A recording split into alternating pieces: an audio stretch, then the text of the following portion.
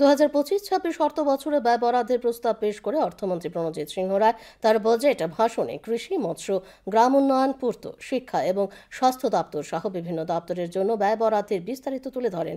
সেই সাথে কম্পিউটার ভিত্তিক পরীক্ষা কেন্দ্র স্থাপন, কৈলাসহর এবং উদয়পুরে বহুমুখী ক্রীড়া ইনডোর হল নির্মাণ, মুখ্যমন্ত্রী শস্য শ্যামলা যোজনা, প্রতিটি সাব ডিভিশনে বিজ্ঞান বিষয় ও ইংরেজি প্রশিক্ষণ কেন্দ্র স্থাপন, মুখ্যমন্ত্রী কন্যা বিবাহ যোজনা, আগরতলা এবং উদয়পুরে একাধিক ফ্লাইওভার নির্মাণ, রাজ্যে 200টি সোলার হাইমাস্ট স্থাপন করা সহ ব্যয় বরাদ্দের প্রস্তাবে রাজ্যের সার্বিক উন্নয়নে আরও বিস্তারিত তুলে ধরেন। এখানে উল্লেখ্য, 2024-25 সালের সংশোধিত বাজেটে বৃদ্ধি পেয়েছে 3,296.50 কোটি টাকা।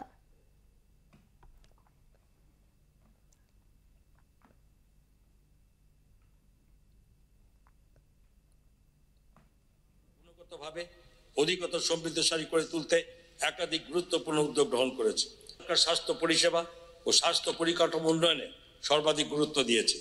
এছাড়াও মুখ্যমন্ত্রী বালিকা সমৃদ্ধি যোজনা নামক একটি যোজনা চালু করার প্রস্তাব রাখছি। আন্তর্জাতিক মেলা প্রাঙ্গণে কম্পিউটার ভিত্তিক অনলাইন পরীক্ষা গ্রহণের জন্য একটি কম্পিউটার ভিত্তিক অনলাইন পরীক্ষা গ্রহণ কেন্দ্র স্থাপনের প্রস্তাব করছি। আমি পশ্চিম ত্রিপুরার একটি নতুন সাব জেল নির্মাণের প্রস্তাব রাখছি। Total receipt 31,993.88, total expenditure 32,423.44, budget deficit 429.56 crore.